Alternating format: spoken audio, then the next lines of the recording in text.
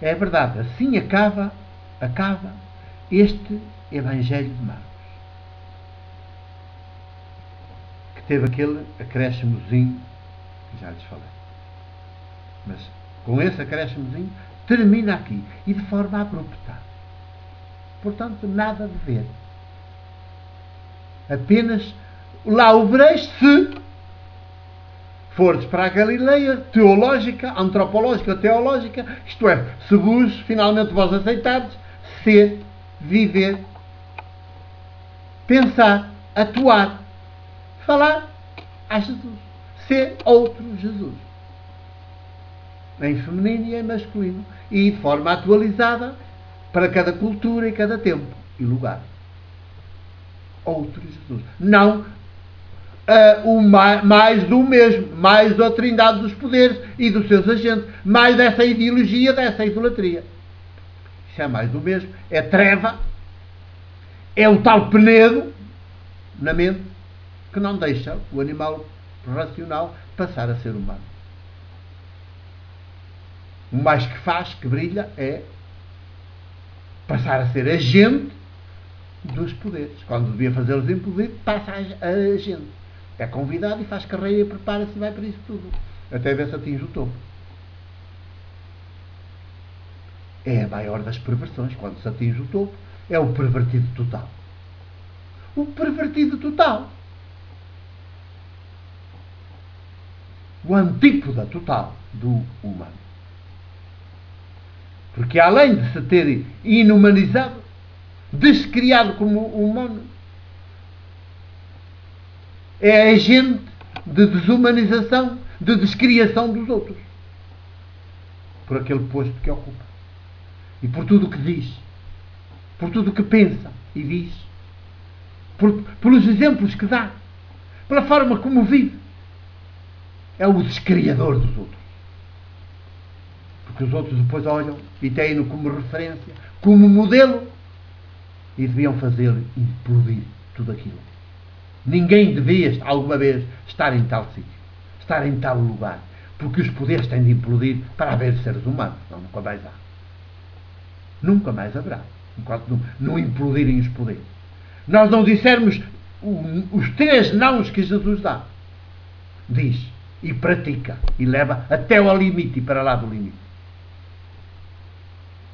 O Evangelho termina assim abruptamente. Claro.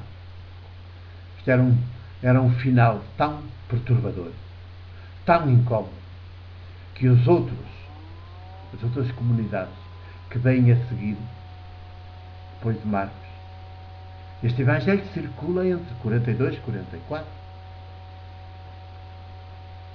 Clandestinamente. É escrito clandestinamente e circula clandestinamente. E, portanto, numa linguagem codificada que quem mesmo fosse apanhado por alguém de fora lia, mas não entendia. O principal, o nuclear, a boa notícia, porque está aqui com estas narrativas parabólicas, está tudo, são personagens a dizer praticamente o contrário do que parecem dizer explicitamente, precisamente para fintar, enganar, para não serem apanhada, a mensagem não ser apanhada por quem a ia matar imediatamente. É a estratégia, é a clandestinidade viva que é assim. No universo dos poderes, da ideologia, da idolatria, que está a possuir a mente de cada ser vivo, tem que se agir assim, com esta prudência e com esta simplicidade. Como hoje, então, ainda mais, neste tempo do mercado global, do poder financeiro total e absoluto no mundo. E não dizem a ninguém porque têm medo. Portanto, aquilo de ir dizer aos discípulos e a Pedro não se realiza. Isto quer dizer, como o Evangelho termina assim abruptamente, quer dizer que quando este Evangelho termina, é escrito, pronto, se ele circula por 44, 14 anos depois da morte crucificada de Jesus, quer dizer que nessa altura, veja, já há um período longo, 14, 15 anos depois, os discípulos do judaísmo e o Pedro ainda continuavam com a pedra, com o penedo na cabeça, na mente. Ainda continuavam fiéis ao judaísmo, ao seu mítico Messias. Ainda continuavam integrados nessa ideologia, nessa idolatria. Ainda continuavam a praticar e a seguir essa ideologia e idolatria nessas expectativas messiânicas de um reino de poder que viria e esmagaria o Império Romano. Para terminar assim, é porque é isso que esta comunidade, ou comunidades que escrevem este Evangelho, estão a constatar. Os discípulos do judaísmo, dentro do judaísmo, portanto, os 12 e mais alguns, com o Pedro à cabeça, chefe, continuarão ainda como antigamente. Senão não estava aqui esta expressão. Não disseram nada a ninguém. E elas não dizem, por um lado, porque, por um lado, a boa notícia é de tal maneira espantosa que fez implodir todo o judaísmo na cabeça delas. Toda a ideologia implode perante esta notícia, este Evangelho, na cabeça delas, na mente delas. E, portanto, elas abrem-se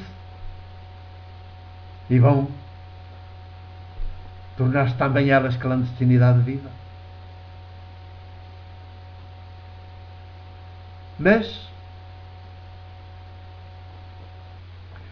também é um medo, também é de como se vão com esta notícia.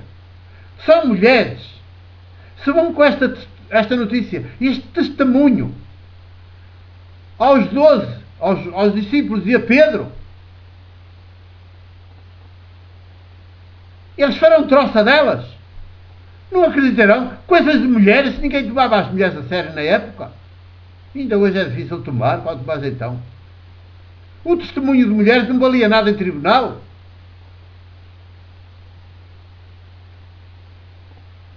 E, portanto, elas podiam ir dizer, mas não seriam ridicularizadas. Portanto, até também têm medo nesse sentido. Não vale a pena. O Pedro, fanático como ele é, como ele aí anda, como a gente está a ver, ia levar os outros. Chefão, ele agora é o chefão. O propagador, o anunciador do Cristo. Tá, mas não se atrevem a ir. E, portanto, a notícia não passa. Isso não passa significa que eles ainda não a aceitam. Nem sequer podem ouvir falar disso, mas não aceitam. Como viram, andaram com Jesus 2 anos e nunca o aceitam. Nunca aceitam Jesus. O seu ser, viver, pensar, projetar, atuar e falar, anunciar. Nunca aceitam. Ficaram sempre aferrados lá à ideologia e à idolatria do judaísmo. Esta é a realidade histórica que esta narrativa parabólica ou parábola nos está a desnudar, a revelar, a pôr a descoberto a mim. E é bom que saibamos isto. Porque temos, no terceiro milénio, de fazer implodir as bases de tudo que está para trás. E começar de novo. Nascermos de novo. Ou não há futuro. O universo prosseguirá, mas sem nós. Porque implodirá tudo. De tanta injustiça e de tanta perversão. Implodirá tudo. É verdade. Já vamos.